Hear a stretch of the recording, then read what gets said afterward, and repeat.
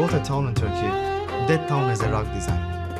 That rug design has been there for maybe 500, 600, 900 years. What is the cheapest product you make and what is the highest? One rug, that is $7.5 million. The rugs we produce, like behind me, you're looking at Napoleon's blanket. So their carpets are made to look beautiful. Turkish carpets were made to be functional. Carpet weaving originated as a functional craft among the nomadic tribes of Central Asia over 2,500 years ago. There are currently some 7 major carpet weaving centers in the world, but today we would like to talk about Turkish carpets, which are striking their beauty and craftsmanship. And their production is one of the oldest traditional arts in Turkey. The art of carpet weaving in Turkey is so ancient, so closely woven into the fabric of culture and national identity, that Turks consider themselves the inventors of the pie carpet as such. We will explore the fascinating history of Turkish carpets and discuss the modern production and benefits of these items with Ahmet Çınar, owner of Çınar Fine Rugs. Ahmet Çınar, owner of Çınar Fine Rugs. Yes. Right? Hello. Very nice meeting you. Nice to meet you too. We are talking about carpets, carpet weaving. Historians say that the art of carpet weaving generated some 2,500 years ago in Central Asia among the tribes, nomadic tribes, who were doing weaving carpets just to either to decorate their homes or just to use it as practically, just to make it maybe warm and stuff like that. So they say that the art of Turkish carpet weaving is so old and goes back to centuries that Turks say that they are the ones who invented actually the pile carpet. Is that true? Incredible. You are the most prepared journalist I've ever met in my life because no one has ever come with such a specific question. I'm very thrilled to answer your question, to be honest with you. The carpet behind you is actually the carpet you're talking about. That's what I couldn't stop smiling when you were asking the question, as you were in the same shot as the rug that you were talking about, which is called the Pazyryk rug. Mhm. Pazyryk tribe was actually almost 2,500 years ago, 3,000 years ago, before Christ 500 and 1,000. They were living in Ural-Altay region of Kazakhstan, and they were the ones who did the first carpet that we found. So we cannot say, as you know, in history, what is the first. We said the first known, the first discovered rug we have ever found was in Ural-Altay region of Kazakhstan in 1949 by a Russian archaeologist Rudenko. Mm. When he finds it, he's thrilled to find it, and how he found it is very interesting as well. It was actually, as you know, fabrics, textiles, they oxidate. So there is no fabric unless it's on a mummy, unless mummified. You cannot find a fabric without preserving in a special chemicals in a natural way. Preserved doesn't exist for 2,500 years existence. So how it did survive that long was that it was belonging to a king, and as you know, kings were buried with their belongings, jewelries and etc. carpet. So thieves found the grave. They found the grave, the tomb. As you know, the tombs had the lid, the door on the top, not on the side. So they opened the door of that tomb, the lid, and they took everything valuable from inside. They left the body of the king and the carpet. But thanks God they did it, because it rained inside this grave, and the rainwater froze as the sunlight could not enter in, because that lid created a shade but also created an air circulation whereby there was no molding occurred because it was breathing. So through the breathing process, thanks God it rained and it filled the grave with water. And then the sunlight couldn't hit directly, and the cold outside froze the carpet inside an ice cube.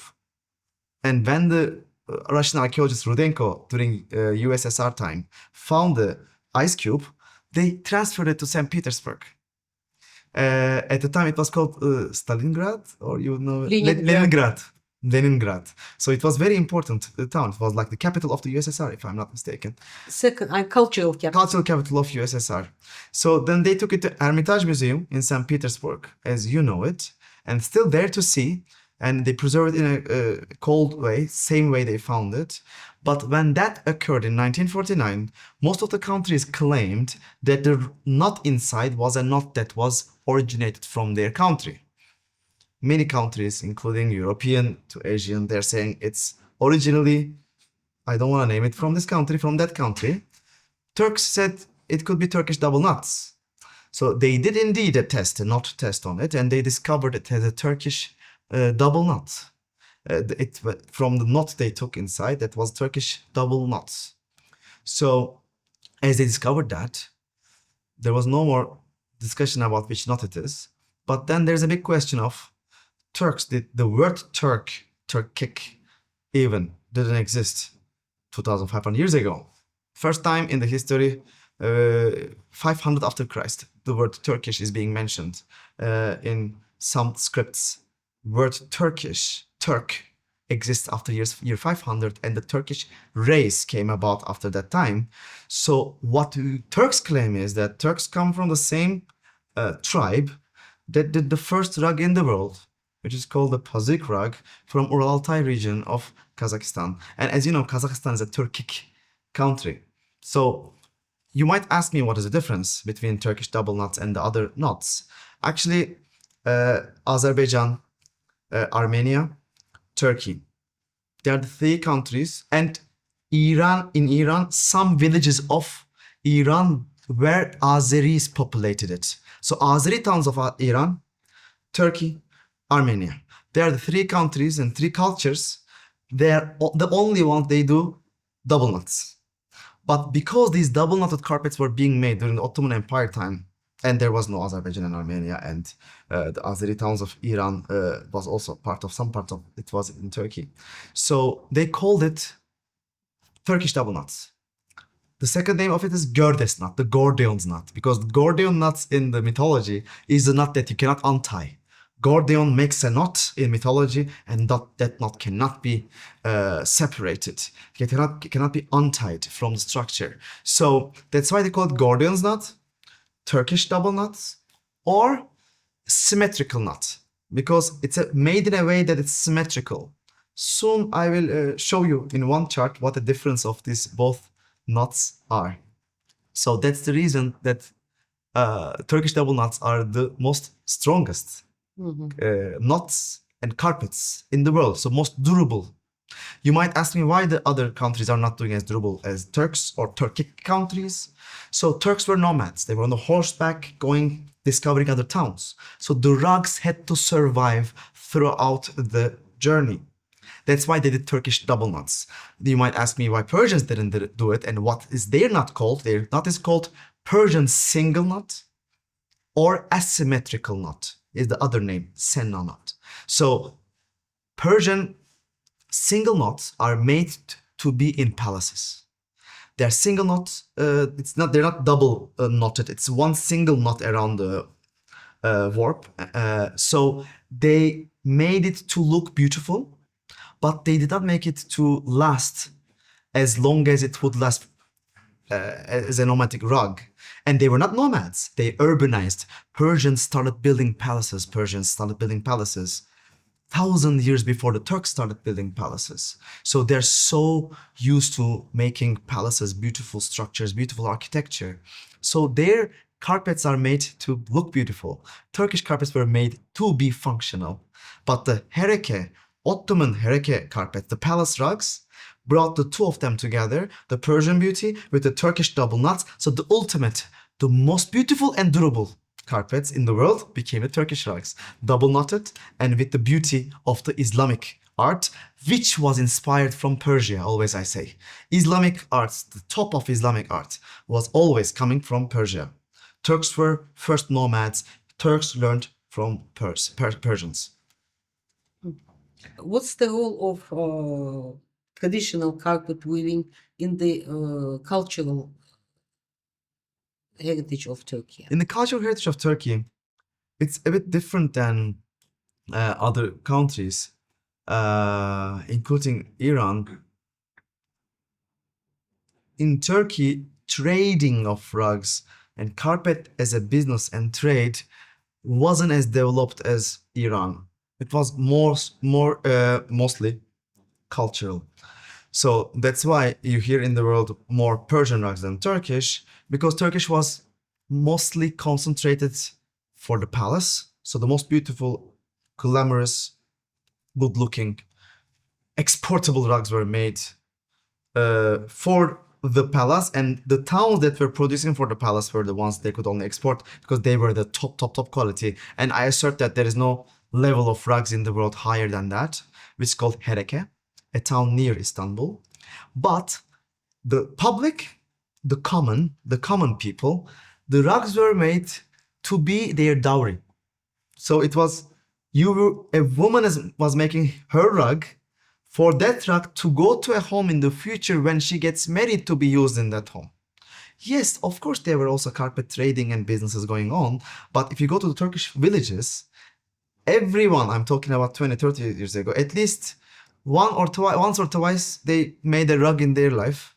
And if they did one rug, it for sure went to their own home when they got married, or they gifted as a marriage gift to someone who got married in their family. So it's more of a using for this family and friends, for the same circle they live in, rather than business oriented. Because we don't have 12 months production of rugs in Turkey. In Turkey, rugs are produced 8 to 9 months a year, maximum 8 months, 9 months a year, because other 4 months of the year they have to be in the field and working being farmers.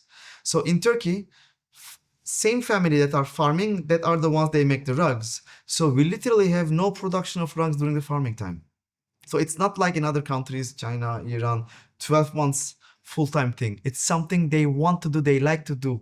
They do it when they watch their Turkish series, they do in the evening times, they do 2-3 hours a day.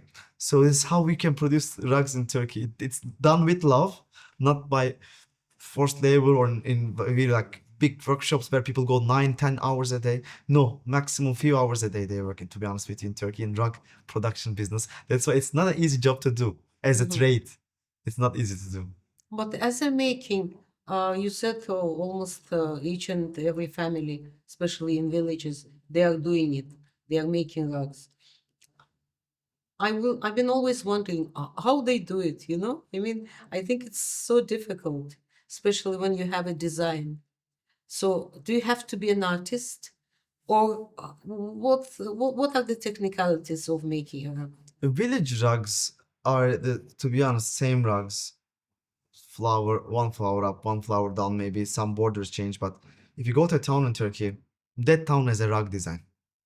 That rug design has been there for maybe 500, 600, 900 years. That town is producing the same design for years.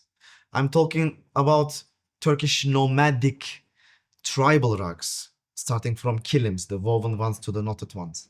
So that entire town knows from which colors they need to do it, and they usually do it from vegetable dye. Vegetable dye meaning from sumac, from walnut shells. They use the natural products to make the colors. But the main Saffron. color is actually red maroon colors, right? Red maroon colors can be done again with some walnut, some sumac. Yeah. There's And many sumac ways, is sumac, yes, many ways to get the red vegetable dye out of the nature. So entire town knows which color that's gonna be used. From father to son, father to grandson, the designs are passed on. Every family maybe changes few little things on it. Oh, maybe So they I'm talking can about just close their eyes and do it. Yes, because they've been doing it for centuries, the same design. I'm talking about the tribal village rugs. The rugs we produce, like behind me, You're looking at Napoleon's blanket from the Army Museum in Paris. It was given as a Kashmir scarf gift to Napoleon. He loved it so much. He turned it into a blanket, and that blanket, we loved it so much, we turned it into a rug. So to do this rug, we could not use a tribal ways to do it. First of all, we didn't use the vegetable dye. We used Swiss dye. You don't get a black color from the and a gray color from the natural dyes. So you have to use Swiss dyes. Swiss dye is the highest quality dye you can find in the world. So we are using Swiss dye behind me. But in the villages, the tribal rugs, they're using vegetable dyes. They're using traditional designs. We give the weavers the design behind me. We give them, they have to follow a structure. I don't know if you ever seen as a kid also color by numbers.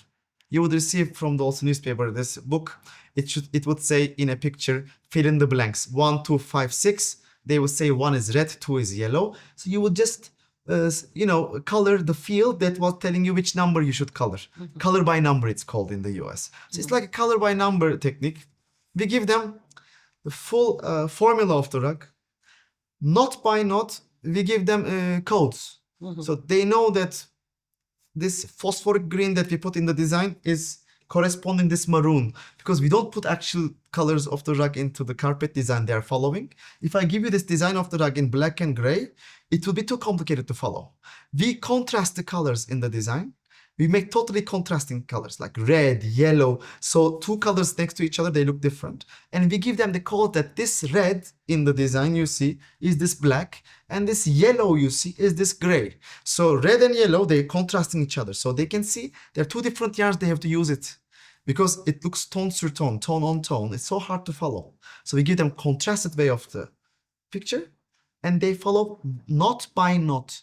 4 black, 2 gray, 4 black, 5 gray. So they need to follow this formula. They just need to follow the formula and not think themselves about the design they are doing. If they put any interpretations into the design we have given, the design becomes trash. If they have to follow exactly by point. The artisans. So that's why there's a difference between artisanry and art. The art we do and we give them the artwork, and their artisans, they follow the art that we have given. Designs and styles of carpets in Turkey, they differ from region to region, from city to city, True. from village to village. So you're from Kayseri, right? I'm from Kayseri. So how is it in Kayseri? Is it actually, I mean, popular carpet weaving in Kayseri? Is there any distinguished styles or designs? Actually, Kayseri and Konya, the town next to it, there are many rugs that are so specific to that region. I can send Taşpınar from Kayseri. We have Ladik from Konya. We have Yahyalı from Kayseri. These are all town names. But when I mention Kayseri only, I don't only talk about Kayseri, I talk about the Grand Cappadocia. When you talk about Cappadocia, Cappadocia is not only Nevşehir, where the balloons and the caves are. Cappadocia, it consists of many cities in Turkey, from Niğde to Nevşehir to Kayseri and part of Konya. When you look at it, it's a very big area, and those areas rugs are very similar to each other and similar techniques. But if you talk about Kayseri, we have few rug designs that is specific to Kayseri. And Kayseri used to be the town secondary to Hereke. Hereke was producing for the palace. Kayseri was producing the same palace rugs for the common people. But what we have done in Kayseri was different. So my father went to Hereke, where they make the palace rugs, and he lived with his older brother, Mustafa. And he, being there, staying there, learning the Hereke technique, which is the same exact technique they used for the palaces of Ottoman Empire. Then he took this technique, he brought it to Kayseri, and he innovated the entire rug making industry, the sector, the culture in Kayseri. So in Kayseri, under my uncle Hassan's supervision and my father Mehmet's, they made Hereke rugs with Hereke technique and the school of Hereke. They brought it to Kayseri to make the same level of rugs of the palace. Turkish carpets have been, I mean, the weaving, the techniques have been influenced by four traditional carpet weaving techniques, like those of Seljuks, Mamluks, then Ottoman Empire, and Kumkapı, I think, the fourth one. Kumkapı is actually a design made by an Armenian Turkish Ottoman carpet artisan, but it was made for the palace during the Sultan Süleyman time. It's actually a prayer rug looking like a rug, but it has ayah of the Quran on it, so it cannot be put on the floor. Yeah, It's okay. made for the wall. It's called kumkapı. But among all you said, kumkapı is a carpet that was produced in Kayseri later on. But Kayseri was heavily influenced by the Selçuk Empire. The Selçuk Empire, one of the capital of the Selçuk Empire was Kayseri. If you go to Kayseri, you're gonna see a lot of Selçuk architecture everywhere. So it's heavily influenced by the Selçuks, actually. And also, I believe, by Egyptian and Caucasus, right? Traditions, design-wise. Egyptians is the influence in the Memluk rugs. There was a Memluk yeah. exhibition in Abu Yeah. Dhabi. You refer to that exhibition also. I think the Memluk rug was there in Abu Dhabi Louvre Museum. And actually, we have done an amazing reproduction of a Mamluk piece from 1516. From 510 years ago. That's at the entrance of our gallery. Before we finish our tour today, I would love to show you personally the Memluk rug, and I want to show you the inspirations of the Egyptian culture and design of Memluk's empire into the Turkish rugs I want to show you. Was there any influence of Turkish carpets in carpet weaving of other countries? Do you know any cases? Turks influencing other countries? Yeah. Like there was Ottoman Empire that had so many nations within it. So many countries were within the Ottoman Turks Empire. inspired a lot China. China has been, Chinese carpet industry has been copying Turkish rugs since 1990s. Now it has reached to the peak that it's also hurting us because they are flooding the world with Turkish rugs made in China, and you can differentiate, any expert can differentiate, but it's good or bad, I don't know. Something good is always being copied, right? All the big brands. Yes, and China so we should always be proud copies that also. we are copied by China. Is it machine made or handmade? They do also handmade in China, Now let's go. but forced labor. They work 16 hours a day, 15 hours a day, not in very good conditions. I don't know how the energy of that rug would be. Yeah, I can imagine. Can't even imagine. Anyways, so handmade carpets are obviously unique. Their design is unique, the style is unique, and you can't actually replicate it, can you? You can never do 100% copy of a rug. Impossible. Only the same viewer and the same carpet workshop can do it. But even I think those, It's not gonna be 100% same. It It won't. cannot be. It's handmade. But if someone wants to copy it, they can maximum do 60% of the same rug. Even they cannot find the same color. They need to know the exact formula we are using. how long have you been in this business? I personally started working for our family business since I am 14 years old. So I am 24 years I'm in this business. But as a family, we are in this business for 91 years. 1935 we were founded. When Atatürk was alive, we were founded. We are one of the first Turkish rug company existing, still existing today. There is no more left actually from that time. Have you been asked to actually replicate some of your works? Yes, a lot. We usually Any prominent case can you quote? replicate our own rug. Yeah. Yeah, we try to make it all limited edition. We have some pieces only, not limited, because which is on very high demand for the last 25 years. Those pieces we allow the clients to order and we produce for them. But some pieces that we do limited edition, they can kill me. I will not do again. They can kill any one of our family members. Yeah. We cannot do because we are putting numbers on the rug. So if you say 1 out of 10, 1 out of 2 out of 10, 3 out of 10, if 10 out of 10 is finished, what can I write on the rug? There's nothing we can do about this. And obviously, unique is more expensive. Unique is more expensive. So, how is the business? Such a good question, such a lovely time we are experiencing. To be honest with you, our biggest competing country is now politically, as you know, in trouble. So around this time, for last 3 months I'm talking about, there is a bit higher demand for Turkish rugs because they do not want to name the other competing country's name. So I don't know if it is a rush or it is temporary or it's a long term, but if it continues like this, Turkish rugs will sell more than our competing country. I see. But anyways, I think there is market for those and for Turkish carpets, Yeah. isn't it? I mean, you can't just, it's not mass production, right? Yes. So, what about your clientele? I mean, what kind of clients you normally have? Very interesting thing you said. I'm going to connect it to your previous question and this Yeah, question okay. today. Because if you go out today to the market, I will name it. Try to find a Persian rug.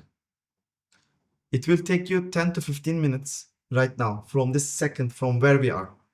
If we are doing a treasure hunt, it's some sort of a game, find me in 15 minutes at Persian rug, you can immediately find it.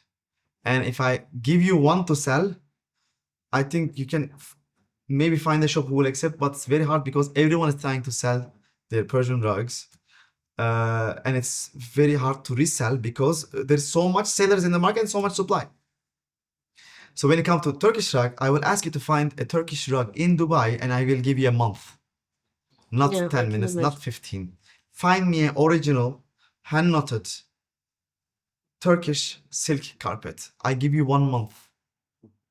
You will not be able to find. So whatever is scarce, whatever is less in quantity, less in supply, has a higher value and higher value to resell because it does not exist. It's high on demand. So right now we are the only Turkish silk rug making company that has left from 1935 until now, longest existing and the only alive. So that makes us unique and that makes us a collectible. So our clients are not rug buyers. Our clients are not people who need carpet. We don't look for a need. We need people who collect rugs, and collectors do not need a rug. They want to own it because they want it. They do not come, collectors don't come to us saying, oh, I need this size. Oh, my home color is blue. I need to match this one. Collectors do not care about matching the color of their wall or their furniture. Collector of a rug, collector of a Çınar, I will give you an example. They buy the rug first. Then, I will tell you a few cases.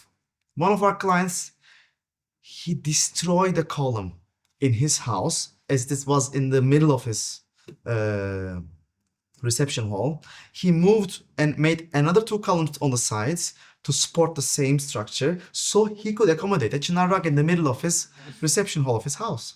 Here in Dubai? In Dubai, no, this wasn't in Dubai. This was in India. Sorry.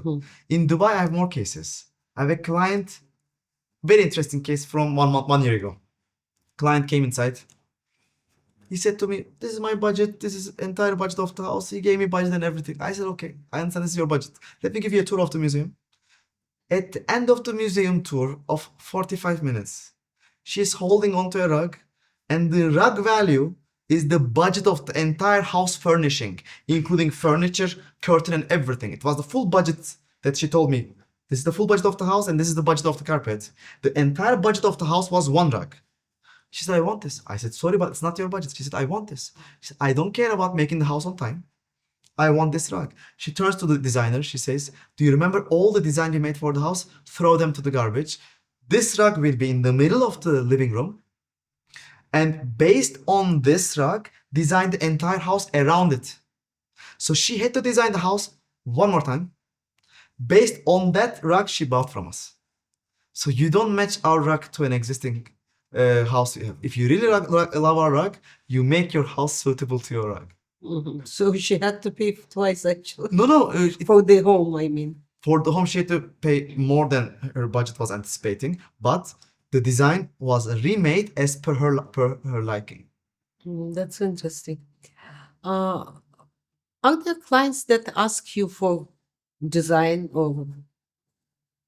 I mean, you said mainly those are Many collectors. heads of states, as you know, we have done for them. I cannot mention, but I can tell you this: in G20, maybe if you name the countries, 6 or 7 of them, the leaders would be our clients somehow, for the residents, for the reception hall they have, for a public receiving hall. So for many palaces and many private offices of leaders, we have done customized pieces. A lot from USSR also, so ex-USSR countries. They are our clients. Uh, normally when they produce something, exported, imported materials, products, whatever, some of them, they have this mention, made for the Middle East. So are your carpets actually the designs kind of made for the Middle East, or it is the same? Great question.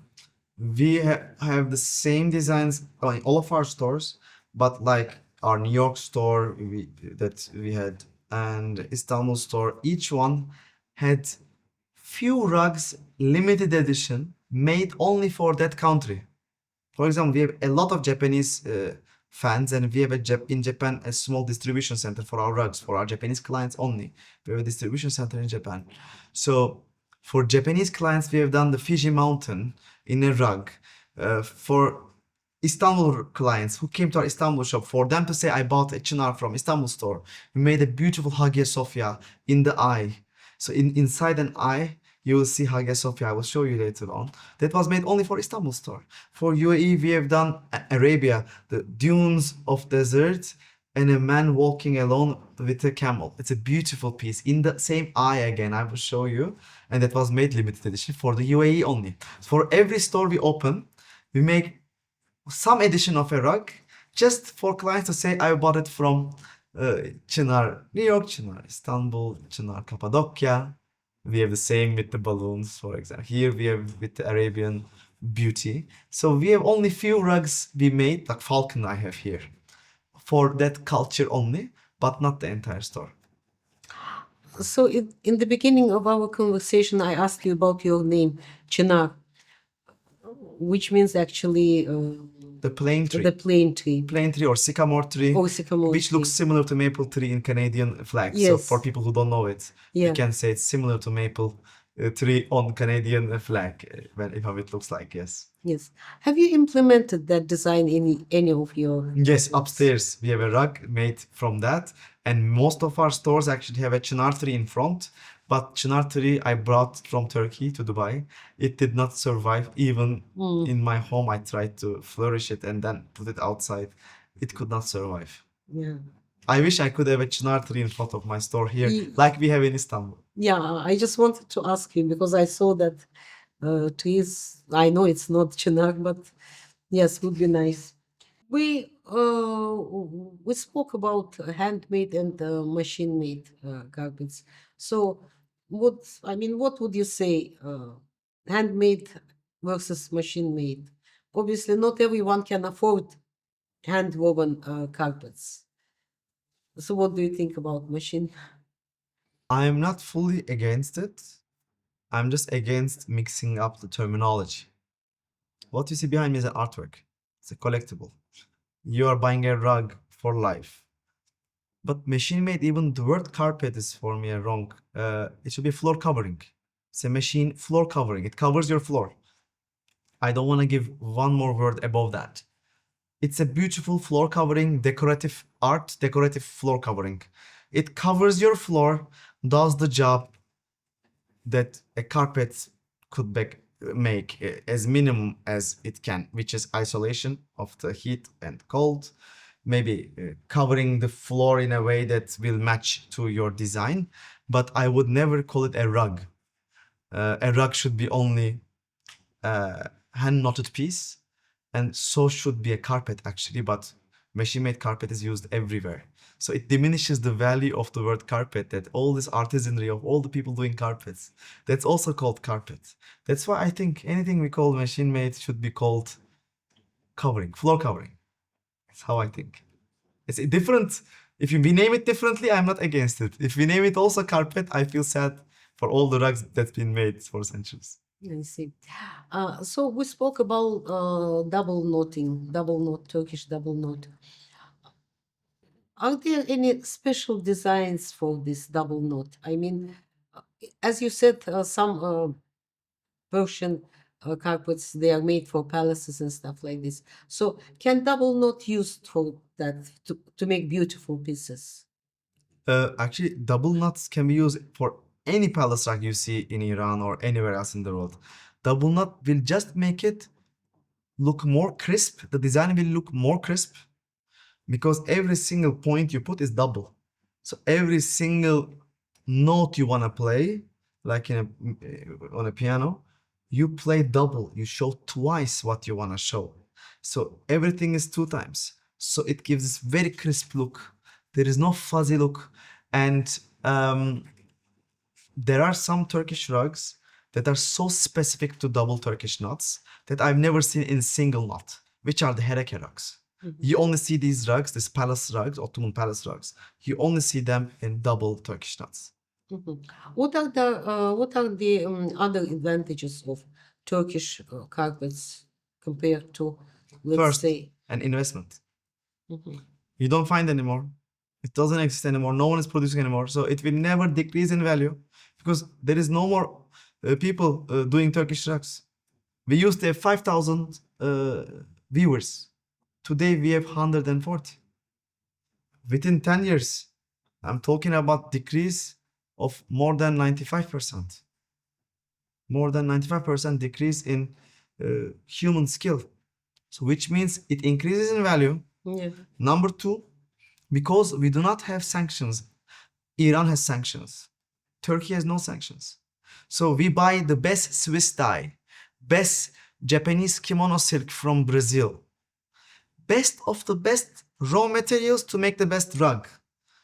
I love the rugs from Iran from the Shah time, from before 1978, before 1979. Those times, the 60s, 70s, any rug you find from Iran, collect it. It's the best rug in the world. But the rugs afterwards, even though I have friends who produce in Iran, I love their work. The raw material they use and the colors they use, they buy under the sanction of Iran. So they have to buy from China and various Asian countries. For me, the raw material of the contemporary Persian rugs are not there. I do not like the raw materials they find. Only for some towns like, I think Keshan, what was called, they still do the same old techniques. I love it. I love the silk they use there. So the advantage of Turkish rugs is that we have access to the amazing, most highest technology materials from Swiss dye, the best silk in the world. And number three, our designs. Our designs are so unique. So again, I don't want to talk bad about our competing country, but when I go to a Persian carpet store, oh my God, I'm talking about 90%. There's 10%. I have amazing friends from Iran who make beautiful carpets and they're our family friends. I'm saying accept them. Go to a Persian carpet shop. 90% of the rugs will look similar to another rugs you have seen in your life. Please go try today. But today No, have a, I have Yes. seen before. Yeah. and They today have a all tour in our always- gallery. Any rug you've seen today, you've never seen in your life before. You've never seen something similar before in your life. It doesn't exist anywhere else. So that's the beauty of it. The patent, we patent in every design. We patent everything you see today is patented. So that's what the advantage is. You're buying something unique. So this brings us to design actually. So who is doing the design? Do you have special artists, or do you do it on your own? Under the supervision of our family, our designers are producing the way they want, what they want to create. We give them inspirations. For example, my father is sending our design team 1 year to Paris. What you see behind us comes about from a trip to Paris. Our designers have seen many museums in Paris. Seeing is better than going online and researching, as you know. They get inspired by the art in France and they come back and they make this beautiful piece behind me. Another year, my father sends them to India. They come back from India with many other ideas. So we implement those ideas that year. So we kind of lead the way, but they do everything they want from their heart.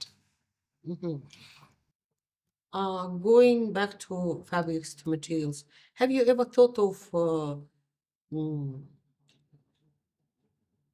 weaving some kind of golden yarn? We did into- it. You did? We did one Last Supper, Mm-hmm. and the Hello of the Jesus Christ was made in gold, Oh, and that that's was sold. interesting. Was it sold to Vatican or? I don't remember, but it was sold. It Mhm. was sold. Great question. What is the cheapest product you make, and what is the highest? The highest, I mean, the highest Per price rug. per rug. Yeah. We have one rug that is $7.5 million, which is the largest double knotted silk rug in the world. It is 102 square meter, and that launch of that rug we have done in Dolmabahce Palace. At the courtyard of Dolmabahce Palace, we gave a big party to make the launch of that rug. It was almost 1 ton of silk was used to make this piece. And to take it out of the loom where we created the rug, we had to destroy the house to take it out with crane. So one house was built to create the rug and had to be destroyed to take out the rug from the loom. How long it took to make it? It took four and a half years to make. That was the one which cost 7 million. 7 million, $7.5 million. And the cheapest one would be around $2,000. $2,000. So it's something as small as this. So I wouldn't call it a rug. It would be a wall hanging, maximum this size. I saw some kittens there. It is a teddy. Yeah. So I know the love of Turks toward cats and stuff like that. Turkish people, it's like cow in India. You respect cats in Istanbul. I know. I saw so many cats. If you see are someone disrespecting, everywhere. the entire town will be on top of him. Yeah. Like similar way, when you see a cow in India, you need to stop, give the way. You wait the cow to pass the road, and then you continue with your car. I mean, maybe not to that level, but in Turkey, our cows are cats, meaning cats are semi-holy in Istanbul. Yeah. And they're everywhere and nobody minds. And I also didn't mind because I love cats. But they were everywhere. So this is kind of a tribute to cats. To Turkish Exactly, cats. we love cats. So carpets made in different countries actually reflect the country's culture, their ideology, mental, spiritual levels, religious concepts. Turkey is known for Sufism, right? So, do you have any Sufi influence in your carpets? Yes, Do you make we have a any? Sufi collection. Oh, you have. Did you know this before asking? No, It's so interesting, your questions. no, frankly, no. Your just- first question was behind you, the rug, and one of your last question is there. I'm gonna show you. I see. We do have Sufi rugs. We have done a Sufi collection. We love Sufism, really. It's beautiful. Come wherever you are, come. Is it popular? In Turkey, very much. I know Sufism is even popular in the West. In the United States, my American friend's father was head of the Sufi organization in the United States, in American, who was saying the word ashk, love, and he was praying in an Islamic way. So it was a great way to spread actually Islamic culture, the way that people do not think, because West is so scared of Islam, Yes. but the way Sufism explains it makes everyone love it actually. Exactly. Okay, so I think we have pretty much covered everything. Is there anything you wanted to add? That's an art that is extinct. So Yes, I was it's going to dying ask out, that. you know. Trust me, believe me, I can swear to Allah. Uh, we do not do this business for money. We are here to make this business survive. Not, sorry, we are here to make this artisanry survive. And we are doing it by having this business survive. So as our business survives, this artisanry in Turkey will survive. If we also do not exist in Turkey, there will not be any more Turkish silk double knotted rugs being produced in the world. So this art, this artisanry will be extinct, vanished from the face of the world. So for us, it's not a luxury. It's a must, it's a need, it's compulsory for my sister and me as the third generation owners of this company to have this art and artisanry survive. So we have this huge burden on our backs, and for us, it's not a luxury decision. Oh, I chose to do so. We have to do so. Ahmet Çınar, thank you very much indeed. Thank you so much. It was loveliest interview I've ever given, and it was the most prepared journalist experience for me. So this is the Turkish double knot as opposed to Persian single knot. As you can see, Persian single knot has only one loop around the warp, and here it has two loops.